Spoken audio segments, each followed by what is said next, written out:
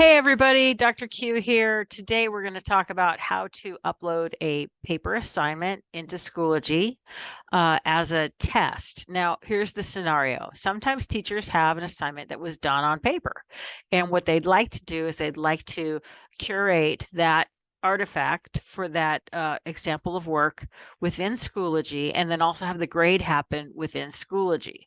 And they don't necessarily want to use the assignment feature to do that because, well, it can be a little cumbersome and clunky. So how we can do that is we can use an assessment format to do that exact same thing, and it works beautifully. Let me show you how. First, we'll share our screen. All right, I have preloaded our lesson today to be within Lunchbox Learning, my course, and I've already created a folder for assessments. So we're going to go ahead and just open up this folder. Now you're going to see I have one in here already as a sample, but we're going to create this one from scratch. So let's go ahead and click Add Materials. We're going to say Add an Assessment. In this case, we're going to call this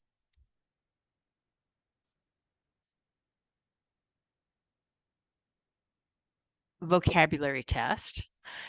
This was maybe something that the students had written sentences or done some work, and now the teacher wants to have a copy of that work within Schoology and give them points within Schoology so that grading stays within Schoology, really easy for the students to track. So we'll name the test. We will go ahead and click Unpublish. I like to click Unpublish until I'm certain that the test is ready. And the reason I do that is because if it's published, the students will see it go bing, they'll get a notification that you've put a test in there. And what do you think they're going to do? They're going to run on over there and see what it's about. So if we do unpublished, it gives us a chance to kind of put that test in there. They don't get a notification about it until it becomes published. So it's a nice way to put your work in where you want it to be and not necessarily have students get any kind of a push notification about it. So there we go. So unpublished. So we've named it unpublished. We're going to go ahead in this case and enable our test because it's not published right now. So we're going to go ahead and call it an assessment because it is a vocabulary test, and we'll assign the points to it. In this case, I happen to know this teacher wanted a 20-point test. So 20 points it is. And we'll go ahead and now normally on period, your period will be whatever your current school year is. In this particular class that I'm teaching, this is the only option I have because it's a long-term class. So, but yours would be your current school year, and just leave it as single factor. So enabled, assessments, this correct school year, and right here on the scale, this teacher wanted it to be numeric. You'd also have the choice if you're an ABC grader, you could use the ABC scale, or if you wanted to have this be credit, no credit, you could certainly do it that way. This teacher asked specifically for numeric, and we'll say create. Now the test will be created, and for the purposes of this test, we don't need to change any of our stock answers save one.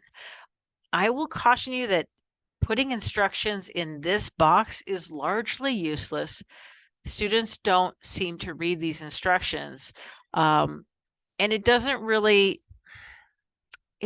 serve a higher purpose to include instructions there because chances are your questions will have instruction aplenty, okay? And that's might be the most focused place to put those instructions. So we're going to go down to the bottom of the page, and the only thing we're going to change on these stock answers is the last one, the number of attempts.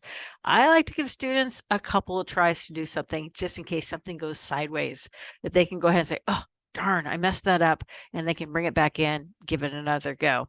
We're going to click Save. Okay, now that we've saved it, right here it says, let's add some questions. And in this case, we're only going to need one question. And that is, uploading a sample of a piece of work.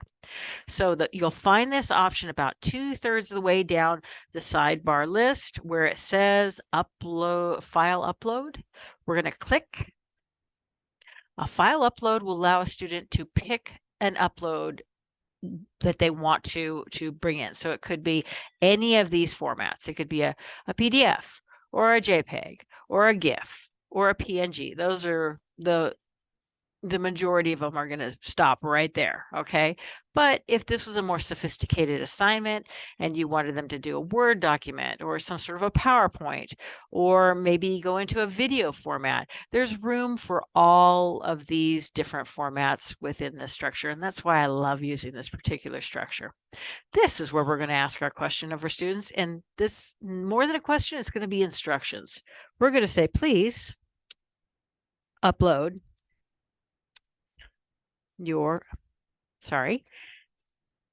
a picture of your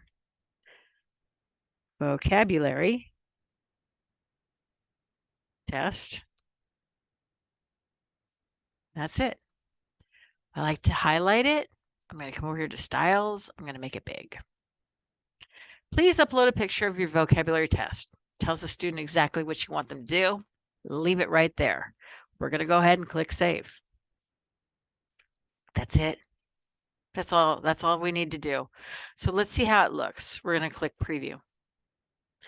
We see the name of the test, which is vocabulary test, start new attempt.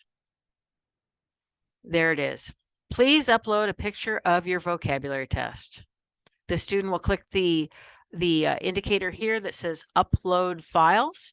It'll give them an option to say, well, would you want to upload it from here or here or here, or picture? And that's a standard upload that is done on a phone or any type of device. And they'll upload that, click review, click submit, and they're done. That is all you had to do on that one. If we go back to our assessments folder, we can see that our vocabulary test is now here and ready. When it's test day, we're going to go ahead and go to our gear wheel. We're going to publish. We will click, after we confirm it, we will click refresh. So all the students now will have access to this. When all of your students have uploaded their test, or when the time is up for that to happen and you're not going to be accepting any more entries, that's when you'll go to vocabulary test and you'll disable the test to stop the submissions. That's it. I hope that you found this easy enough to work with, and that it'll be easier for you going forward, so you can get those artifacts into Schoology, keep those grades all together if that's how you like to deliver your instruction. If you have any questions, of course, come and ask me. I'm here to help. Mucho aloha, and thank you for watching.